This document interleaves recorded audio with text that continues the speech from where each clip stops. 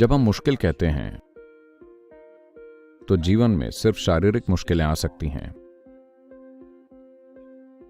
मानसिक मुश्किलें आपकी वजह से आती हैं, पर शारीरिक मुश्किलें बाहरी परिस्थितियों के कारण, स्थान और कई दूसरी चीजों के कारण हो सकती हैं। तो शारीरिक मुश्किलों में कुछ दर्द हो सकता है। तो शारीरिक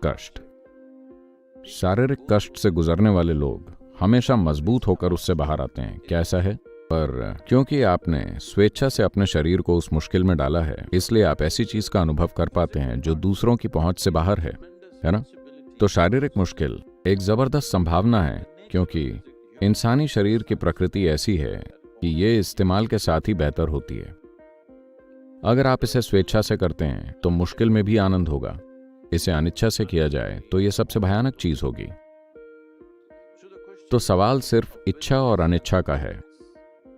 जिसे आप मुश्किल ड्यूटी समझते हैं, यानी अगर सेना में किसी को सजा देनी हो तो शायद उसे 20,000 फुट की ऊंचाई पर भेजा जाए। लेकिन जो लोग पहाड़ों पर चढ़ते हैं, जो 20,000 फुट तक चढ़ते हैं, उन्हें लगता है कि वो शानदार है ना? तो फर्क क्या है? फर्क सिर्फ मानसिकता का है।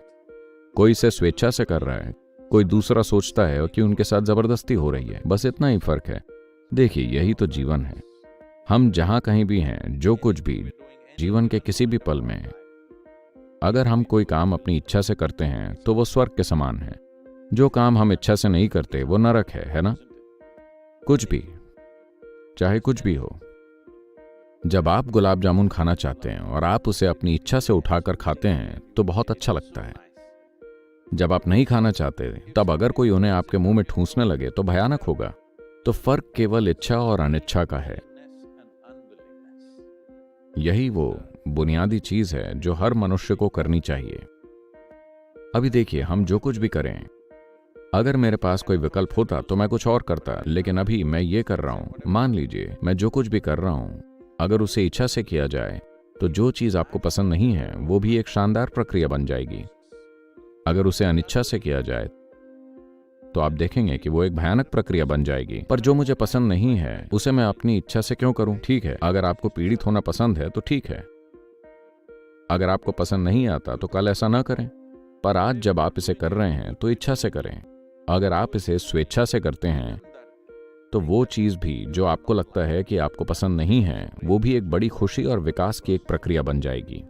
तो निश्चित तौर पे शारीरिक मुश्किलों से बड़े पैमाने पर खुद में संतुलन और खुशहाली लाई जा सकती है। मानसिक मुश्किलें पूरी तरह से आपकी बनाई हुई हैं। कोई दूसरा आपके लिए मानसिक मुश्किलें नहीं पैदा करता। केवल आप ही अपने साथ ऐसा कर सकते हैं, है ना? इसे रोकने के लिए, जैसा कि मैंने कहा, ईशा क्रिया आप सभी को करनी चाहिए, क्योंकि इससे आपको थोड़ी दूरी मिलेगी। थोड़ी सी दूरी से चीजों को देखने का आपका नजरिया बिल्कुल बदल जाएगा। ये कुछ ऐसा है, आप ट्रैफिक जैम देखते हैं कि आप किसी ट्रैफिक जैम में हैं, आप उसमें फंस गए हैं, सभी एक दूसरे को कोस रहे हैं, गुस्सा हो रहे हैं, और दिल्ली में लोग एक दूसरे को मार भी देते हैं। ट्रैफिक जैम में लोग एक दूसरे को मार देते हैं। मान लीजिए आप हवाई जहाज या हेलीकॉप्टर में बैठे हैं और नीचे देखते हैं, तो ट्रैफिक जैम वाकई अच्छा लगता है। क्या आपने कभी इस पर गौर किया है? वो काफी अच्छा दिखता है, सिर्फ इसलिए कि थोड़ी दूरी है। यही बात आपके शरीर और दिमाग के साथ भी है। अगर आप थोड़ी दूरी बना लें, जब मैं दूरी कहता हूं तो आपको यह समझना होगा कि आपका शरीर आपने इकट्ठा किया है, आपका मन आपने इकट्ठा किया है, तो दूरी बनाना संभव है।